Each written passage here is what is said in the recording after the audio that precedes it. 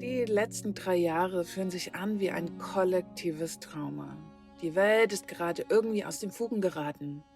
Ich möchte in dieser Folge mit dir teilen, wie ich gelernt habe, besser damit umzugehen und vor allem achtsamer mit mir selbst zu sein.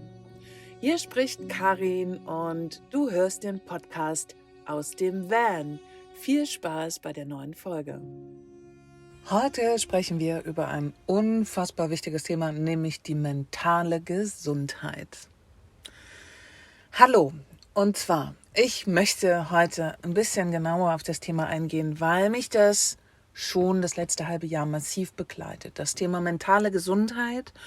Und wir haben Anfang des Jahres, Januar, ich erinnere mich noch, als ich in einer Wohnung lebte in der Stadt und in Deutschland war, dass Januar für mich der schlimmste Monat überhaupt war, wo es mir meistens mental wirklich sehr schlecht ging. Die aufregende Weihnachtszeit war vorbei, der ganze Stress ist abgefallen, weil meist oder früher war es so, dass ich bis zu Weihnachten hin meistens noch Märkte hatte. Also das heißt, ich hatte damals meine Mode und bin dann auf einem Weihnachtsmarkt gestanden. Über Weihnachten hatte ich dann das erste Mal wieder frei nach Monaten. Bin da natürlich erstmal durch Erschöpfung im Bett liegen geblieben und danach kam das Mental Break. Weil Januar, ja, ist ein sehr dunkler Monat, ist ein sehr ruhiger Monat. Der ganze Stress des letzten Jahres ist vorbei. Und irgendwie war das für mich nie eine schöne Zeit. Und aus diesem Grund habe ich oft eine Entscheidung getroffen damals, ich sage mal damals, also in meinem Leben davor, bevor ich in einem Van gelebt habe und jetzt eben dahin fahren kann, wo es mir gut tut, so bin ich früher tatsächlich Ende Januar, Anfang Februar spätestens meistens in den Flieger gehüpft, um irgendwo hinzufahren, um irgendwo hinzufliegen und mir die Portion Sonne und gute Laune abzuholen, die ich brauchte, um irgendwie wieder besser drauf zu sein, damit es mir besser ging, damit ich wieder irgendwie Sinn im Leben gesehen habe, weil ja, so weit ging das. Ich hatte massiv mit Winterdepressionen zu tun. Jetzt so im Nachhinein kann ich das ganz gut als dessen betiteln. Es war wirklich so, dass viele Monate der Dunkelheit mich so dermaßen down gemacht haben. Und ich weiß, dass es vielen Menschen so geht. Wenn vor allen Dingen noch ganz, ganz viel von außen kommt, wenn viel passiert. Und das letzte Jahr, 2022, habe ich als sehr, sehr herausforderndes Jahr wahrgenommen. Die 2 Jahre davor waren schon irre durch die Pandemie. Und jetzt letztes Jahr, wo man eigentlich gehofft hat, okay, es muss irgendwie besser werden, kam direkt das nächste obendrauf. Und das dürfen wir verarbeiten.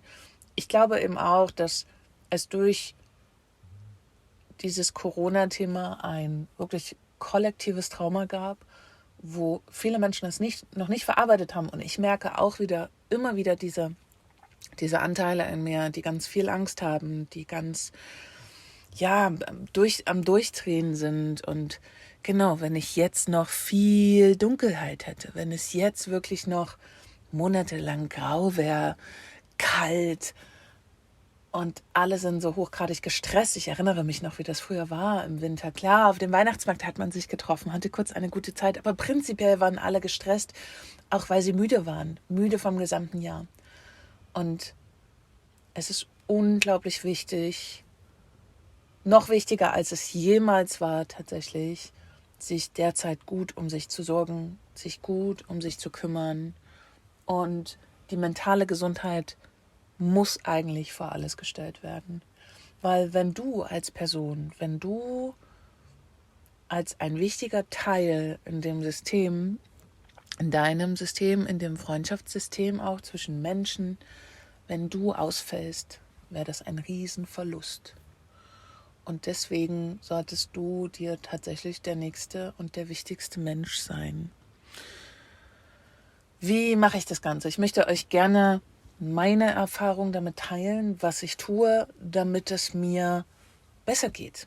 Weil auch dieses Jahr, es ist tatsächlich das erste Mal so auf meinem neuen Lebensabschnitt, seitdem ich im Van lebe, dass ich auch dieses Jahr, diesen Winter, auch ein wenig zu tun habe. dass ich merke, wie die Welt drückt, sage ich immer, wie der Planet wirklich drückt und schmerzt. Ich merke den gesamten Weltschmerz, weil wir eben dieses große kollektive Trauma haben. Ich merke, dass es unglaublich rumpelt auf dieser Welt und das macht mir durchaus auch wirklich zu schaffen und es braucht gute Strategien, damit umzugehen. Oft hilft es mir, mich für kurze Zeit oder auch länger, je nachdem, wie lange ich das brauche, ich kann das ganz gut spüren, rauszunehmen.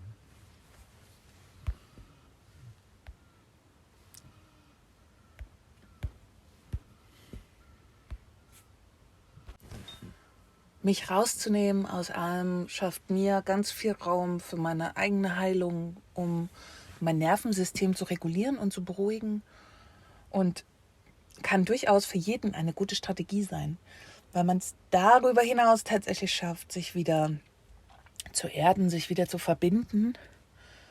Die Verbindung, die nämlich abgeschnitten wurde durch Stress und zu viel Action und zu vielen Dingen, die passieren. Ich bin auch ein hochsensibler Mensch, der oft gut mit seinen Energien haushalten darf. Und ich habe in den letzten Jahren sehr gut gelernt, wie ich mich nicht mehr übergehe. Wie ich wahrnehme, was mir gut tut und was nicht. Wie ich aus dem Kopf rausbekomme, was habe ich zu leisten und was möchte ich leisten. Nämlich diese kleine Stimme rauszubekommen aus seinem Kopf, die immer wieder sagt, naja, das musst du jetzt aber schon noch machen, hat mir wahnsinnig geholfen. Und das schaffe ich immer nur in der Stille, dann in dem Moment, wo ich mich rausnehme, wo ich für mich alleine bin und wo ich mich sortieren kann. Seit letztem Jahr gibt es aber etwas Neues, weil viele, die mich noch aus dem Podcast kennen, wissen, dass ich eine Zeit lang Menschen sehr gemieden habe. Im realen Leben. Ich habe mich viel zurückgezogen, stand am liebsten allein, wochenlang, hatte dann allerdings auch die Problematik, mich kaum noch in Menschengruppen bewegen zu können. Und das hat sich 2022 verändert. Ich habe mir vorgenommen, meine Menschenphobie abzubauen, die ich tatsächlich hatte. Also man kann es, glaube ich, wirklich so betiteln. Diese wieder abzubauen und mehr in reale Kontakte zu gehen. Die ganze Arbeit in der Community, in der Facebook-Gruppe vor allen Dingen, hat mich so derb aufgebraucht, menschlich, also die menschlichen Interaktionen, dass ich gar nicht mehr mit Menschen im realen Leben, das hätte ich gar nicht mehr geschafft, weil ich so viel in dieser Facebook-Gruppe gearbeitet habe. Übrigens hoffe ich, dass ihr die Nachricht diesbezüglich, dass diese Community geschlossen ist, gut verdaut habt. Ich habe es auf jeden Fall. Es ist, oh mein Gott, es ist so unglaublich befreiend, dass ich diese Entscheidung wirklich durchgezogen habe, weil es ist zwar eine Entscheidung gegen die Facebook-Gruppe gewesen, aber eine ganz starke Entscheidung für mich selber. Und da kommen wir neben der Auszeit, die man sich auf jeden Fall gönnen sollte, wenn es zu krass wird und wenn es zu drüber ist, diese Zeit muss man sich wirklich nehmen. Es gibt sonst nicht wirklich eine Strategie, wenn ich zu sehr in der Überregulation bin, dass mein System gar nicht zurechtkommt, gibt es keine andere Strategie, als genau das zu machen, zurückzufahren. Jeder kann das natürlich nur in seinem Rahmen machen. Ich habe mir einen Rahmen erschaffen durch mein Leben, durch meinen Lebensstil, der mir all die Zeit gibt, die ich brauche. Deswegen liebe ich nach wie vor das Vanlife total.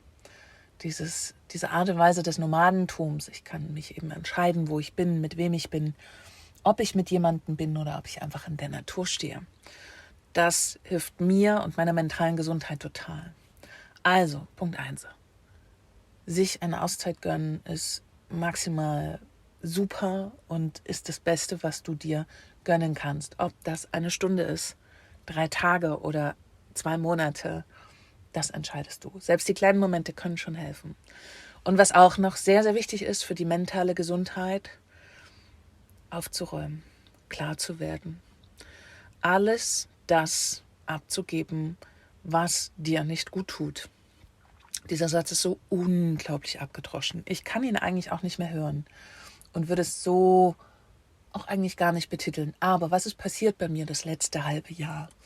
Ich hatte vor einem halben Jahr circa plötzlich das Gefühl, es ist alles zu viel. ich habe mir zu viel aufgebürdet oder ich bin nicht mehr in der Lage, das alles zu halten. Es war wirklich ganz schön viel. Von mehreren Facebook-Seiten, über mein Coaching, über die Van Love Girls, über YouTube, ach Gott. Ich habe eine Liste angefertigt, wo ich einmal alles aufgeschrieben habe, was meine Tätigkeiten sind. Und es war erschreckend, wie viele das waren. Und ich habe mitten letzten Jahres damit begonnen, zu sagen, ich möchte aussortieren. Ich muss es schaffen, auf das Wesentliche wieder zurückzukommen, die Dinge zu finden, die mir wirklich Freude bringen und mich auf maximal 2 Sachen zu konzentrieren. Normalerweise würde ich immer sagen, auf eine. Also normalerweise würde ich jedem nur raten, maximal eine Sache richtig zu machen.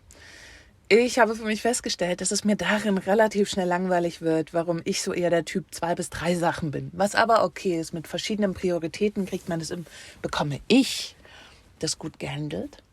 Und somit habe ich mich entschieden, mich vorrangig um mein Coaching zu kümmern.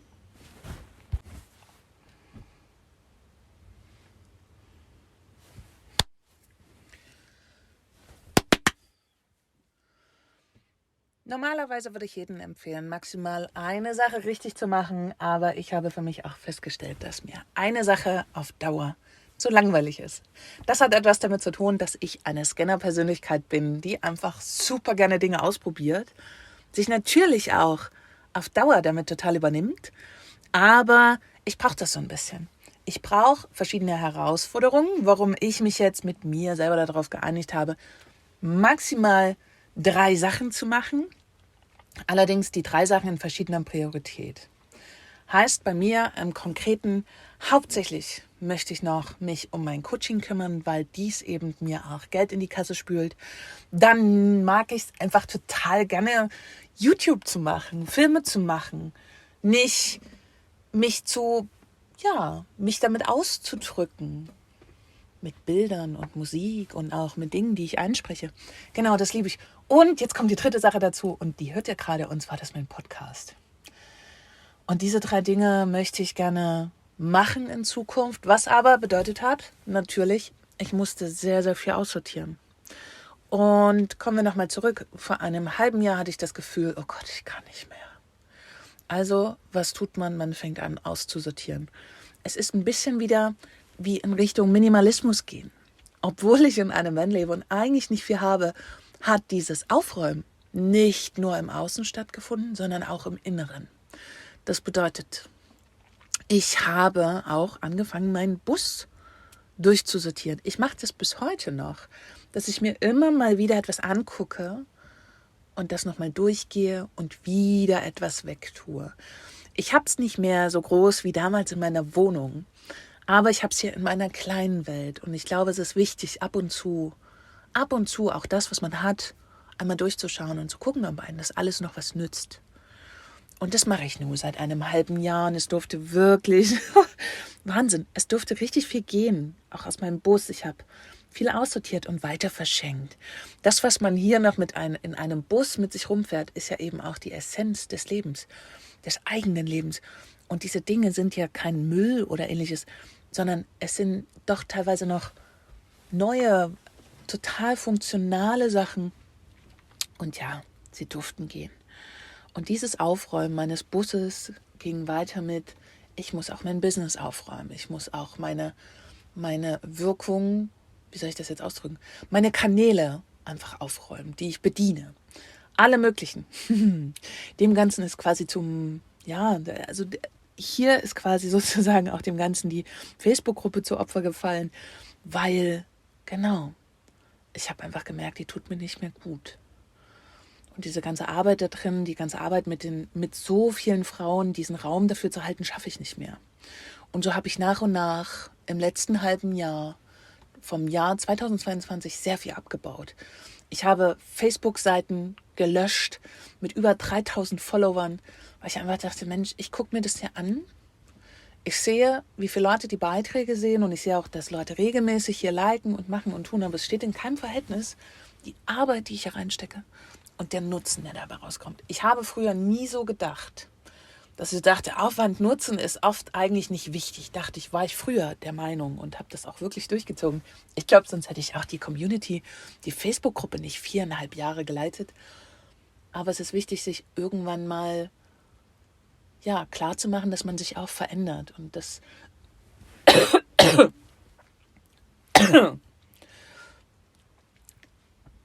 ist wichtig, sich irgendwann klar zu machen, dass man sich selber verändert in einer Zeit und damit sich auch alles andere verändert. Und man darf einfach wirklich regelmäßig die Dinge einmal kurz in Frage stellen, die man tut, um dann zum Schluss rauszubekommen, ob man das weitermachen möchte oder nicht.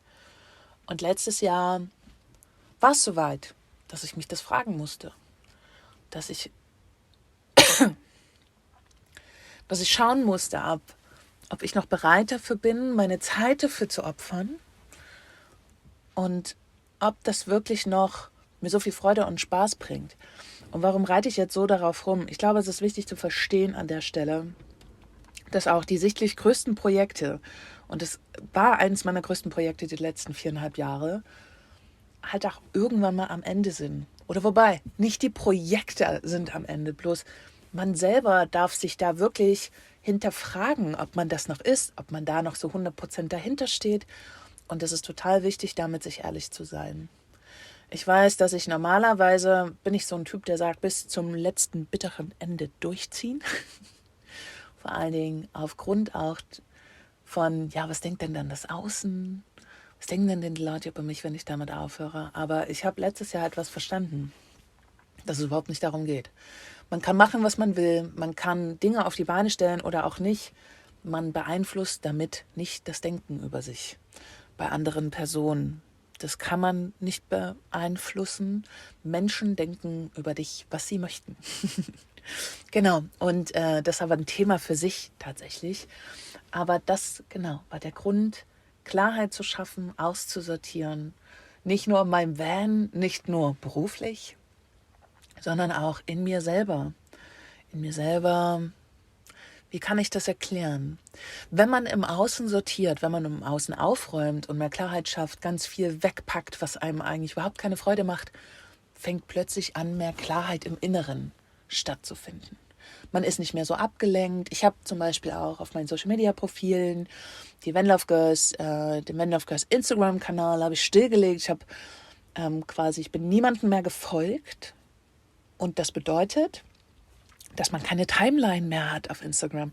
Normalerweise folgt man Leuten, die man interessant findet. Und dann jedes Mal, wenn man in die App geht, bei Instagram, sieht man dann, was bei den Leuten so abging. Zumindest zum Teil, das, was Instagram einen ausgespielt hat. Und mir war das irgendwann zu viel.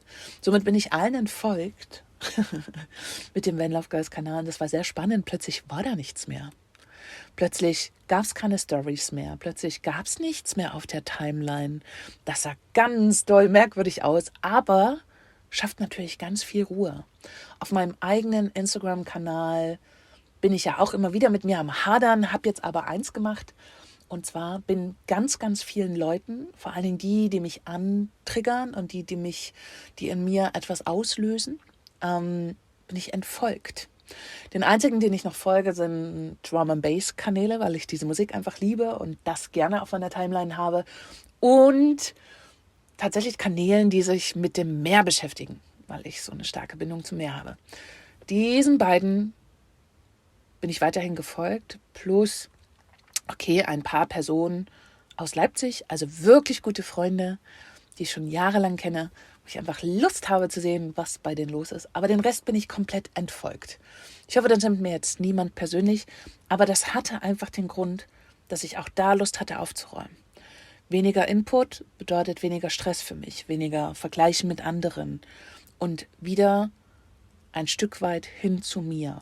Weil gerade Social Media, wir wissen es alle, lenkt uns so derb vom Leben ab. Es gibt natürlich viele Menschen, die gar nicht damit arbeiten. Ich arbeite eben damit. Oder auch Menschen, die das privat nicht nutzen. Okay, super, bleib dabei. Bei mir war es aber ein Teil meiner beruflichen Laufbahn. Und es gehört irgendwie mit dazu, neben diesen ganzen anderen Aufgaben eben auch die Social-Media-Auftritte zu haben, damit man gesehen wird. Und da ich in meinem Inneren auch sehr aufgeräumt habe, habe ich versucht, mir auch mal diese Frage zu beantworten, ob es überhaupt sinnvoll ist, alles bedienen zu wollen. Also ist es wirklich sinnvoll oder gibt es nicht vielleicht andere Wege? Vielleicht könnte man mal das aus seinem Kopf löschen, zu glauben, dass man es unbedingt braucht, um erfolgreich zu werden und einfach mal wieder zurückkommt ins Fühlen, ins Tun, ins Machen der einzelnen kleinen Aufgaben. Und klar, ich habe YouTube und ich habe einen Podcast und klar wäre es super, dafür Instagram-Seiten zu haben. Aber klar ist auch, dass ich daran keine Freude mehr habe, so viel Arbeit da reinzustecken, weil es mir einfach nicht das bringt und nicht das ist, was mich wirklich erfüllt. Vielleicht kommt auch dazu, dass ich finde, dass Instagram ein unglaublich schnelllebiges Medium ist. Man postet etwas und es ist nach 15 Sekunden vergessen. Was ich sehr schade finde, warum ich auch dieses Format des Podcasts, der einfach stehen bleibt im Internet, so liebe. Und das Format von YouTube, weil YouTube ist die zweitgrößte Suchplattform weltweit. Das muss man sich mal auf der Zunge zergehen lassen. Das heißt, Videos, die da online stehen, bleiben online und kann man immer drauf zugreifen. Finde ich total spannend, finde ich total schön. Genau, probiere ich mich aus, solange wie ich Lust darauf habe. Wenn ich irgendwann keinen Spaß mehr daran habe, werde ich auch damit aufhören, weil ich gemerkt habe, dass das ein Teil meiner Persönlichkeit ist. Ich liebe es einfach, Dinge auszuprobieren. Übernehme mich natürlich auch gerne damit, weil zu viele Dinge kann man nur leisten, wenn man wirklich genug Energie dafür hat. Und die letzten 2 Jahre haben mir gezeigt, dass es das eben nicht ist, dass ich das nicht mehr halten kann, dass ich das nicht mehr arbeiten kann. Warum mir meine mentale Gesundheit seit einem halben Jahr auch ganz weit oben steht. Diese ist wichtig für mich, dass ich da wieder hinkomme, in einen Einklang mit mir, zumindest Einklang, vielleicht auch nicht so, wie ich es damals definiert habe, sondern eine neue Definition von Einklang, weil ich glaube, die Welt dreht sich so schnell, dass auch dieses Gewohnte, wie es früher war, lange Zeiten der Ruhe und Stille und nichts passiert und man genießt es einfach nur. Ich habe nicht das Gefühl, dass die Welt das mittlerweile hergibt. Ich habe das Gefühl, dass sondern dass ich möchte nicht für alle sprechen. Ich habe das Gefühl, dass es sehr wichtig ist, sich mittlerweile schnell mit Dingen auseinanderzusetzen. Und auseinanderzusetzen bedeutet nicht, sich mit allem auseinanderzusetzen, sondern kurz schauen, was los ist, entscheiden, ob man es möchte oder nicht. Vielleicht ist das auch der Grund dieser Klarheit der letzten 6 Monate. Ich kann mich nicht mehr ausruhen, ich kann mich nicht mehr hinsetzen und mir denken, ja, ich guck mal, was passiert. Ich merke, dass ich aktiv was für meine mentale Gesundheit tun muss und dass ich aktiv auch daran arbeiten muss. Ich kann das nicht mehr so hinplätschern lassen. Dazu dreht die Welt sich einfach zu schnell. Dazu passiert zu viel. Und vor allen Dingen, wenn etwas passiert, knallt es meistens richtig. Also ob nun bei mir oder auch, was ich beobachte bei Freunden zum Beispiel. Wenn es da Problematiken gibt, sind die gerade sehr groß, beziehungsweise jetzt schon eine Weile, aber die sind einfach wirklich, das sind richtig dicke Brocken, die da auf einen zukommen. Ob das die eigene Gesundheit ist, also Körper, ob das zwischenmenschliche Beziehungen sind, also ich reiße es jetzt nur kurz an, meistens knallt es richtig. Also es gibt nicht mehr so viele kleine Konflikte oder Unstimmigkeiten. Nein, das gibt es nicht mehr. Es gibt nur noch richtige Bomben. Und das ist etwas, wo ich gemerkt habe, okay, ich brauch eine neue Strategie. So wie früher kann es nicht mehr laufen, meine mentale Gesundheit funktioniert so nicht mehr, wie ich das früher mit meinen ganzen Strategien gemacht habe. Also braucht es jetzt was Neues. Und das Neue bedeutet, da alles auszusortieren, im Außen wie im Innen, beruflich neu zu fokussieren, mehr Klarheit zu schaffen und mehr in mir anzukommen. Noch mehr. Und obwohl ich diesen Weg schon so wunderbar gehe, ist es trotzdem immer wieder neu und ich stehe immer wieder da und sage mir, ich weiß nicht, was das gerade zu bedeuten hat und darf mich darin neu definieren. Und ich möchte auch in der nächsten Folge, um das schon mal anzuteasen, gerne mit euch darüber reden, was meine Strategien sind, um in mir anzukommen, um mit mir zu Hause zu sein, um in mir zu Hause zu sein, so rum heißt es, um mich kompletter zu machen, um mich mehr zu spüren. Aber darüber mehr in der nächsten Podcast-Folge, um die gleich mal anzuteasen. Aber genau, mentale Gesundheit ist wirklich ein sehr, sehr wichtiges Thema mittlerweile und betrifft uns tatsächlich alle. Auch Leute, die jahrelang mit ihrer Strategie, ich ziehe alles durch und schaue nicht nach rechts und links oder das wird schon irgendwie Strategie, durchgekommen sind, kommen jetzt auch damit nicht mehr durch und sie merken, dass sie an ihre Grenzen kommen. So wie auch ich immer wieder merke, wie ich an meine Grenzen komme und es liegt mir fern zu sagen, ich armes Ding, mir geht's so schlecht. Also ich war noch nie so ein Typ, der sich gerne in der Opferrolle befunden hat. Ich habe es mittlerweile gelernt, auch schwach zu sein, und diese schwachen Momente in mir anzunehmen und mich vor allen Dingen in diesen schwachen Momenten auch halten zu können. Sehr spannend. Next Level. Aber genau, ich bin nicht mehr in so einer Opferrolle. Bitte versteht das nicht falsch. Bitte fühlt euch jetzt nicht böse angegriffen dadurch. Ich möchte es nicht sagen, aber es gibt ja schon diesen Modus, wo man sich erdrückt von allem fühlt, was auch okay ist und man am liebsten das Umfeld dafür verantwortlich machen möchte. Aber wenn man so diesen Weg der Freiheit geht und den Weg in die Selbstbestimmtheit, versteht man auch irgendwann, dass man für sehr viele Dinge und eigentlich fast alle selber die Verantwortung trägt.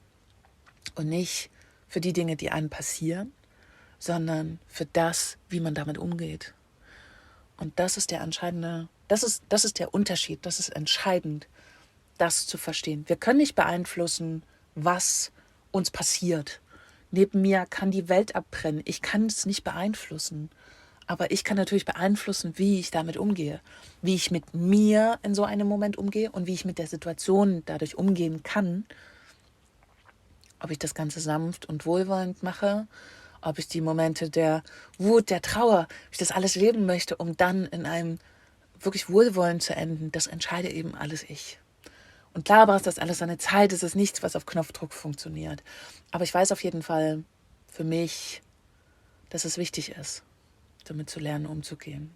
Genau, und ich glaube, dass man gar nicht mehr die Zeit hat, lange zu warten, abzuwarten und zu hoffen, dass alles besser wird, sondern ich weiß, dass die Welt sich schneller dreht und ich kann und muss mich daran anpassen. Habe ich das Gefühl für mich. Müssen ist eigentlich ein furchtbares Wort, aber in dem Fall noch möchte ich das sagen. Ich muss mich daran anpassen, weil ich habe sonst das Gefühl, dass ich mich total verliere. Und anpassen bedeutet in dem Moment auch nur für mich zu schauen, was ist der Weg da drin für mich. Was kann ich weglassen? Klarheit. Ne? Was muss ich weglassen, damit es mir in Zukunft besser geht? Was brauche ich für meine mentale Gesundheit? Brauche ich mich? Brauche ich mehr Arbeit? Brauche ich weniger Arbeit? Brauche ich jeden Morgen, weiß ich nicht, einen kalten Kaffee mit Sahne? Oder was brauche ich? Das ist ganz, ganz wichtig rauszubekommen. Und das bekommt man nur durch Stille und durch Klarheit. Genau. Ich hoffe, ich konnte euch ein paar Tipps geben. Ich hoffe, dass ich ein bisschen was vielleicht euch klarer dargestellt habe, was mein Weg da drin ist. Wenn ihr Fragen habt, wenn ihr irgendwas wissen wollt, schreibt mir sehr, sehr gerne. Schreibt mir gerne eine E-Mail. Ihr findet die Adresse hier in den Shownotes. Und ich werde, glaube ich, öfters darüber reden, weil es gibt genau da, finde ich, verdammt viel Redebedarf. Wir müssen anfangen, über dieses Thema zu reden und nicht, weil es so schlimm ist, sondern weil es so wichtig ist. Wir müssen anfangen, miteinander zu sprechen und auch über diese Themen, weil die waren bislang so tabu. So viele Menschen haben sich nicht mal im Entferntesten ausmalen können, in einer Gruppe zu sagen, Scheiße, ich brauche einen Psychologen. Das trauen sich Leute heute noch nicht, weil man schräg angeguckt wird. Und das muss verändert werden. Und das muss wirklich in der Gesellschaft ankommen. Ich glaube, wer heutzutage in diesem ganzen Zirkus keinen Psychologen braucht, also erklärt mir bitte, wie ihr es macht. Ey, die Welt ist so verrückt geworden. Es rumpelt so sehr. Ey, wenn hier nicht jeder einen Psychologen braucht, dann weiß ich auch nicht. Ist jetzt natürlich ein bisschen überspitzt, aber ich glaube, ihr wisst, was ich meine.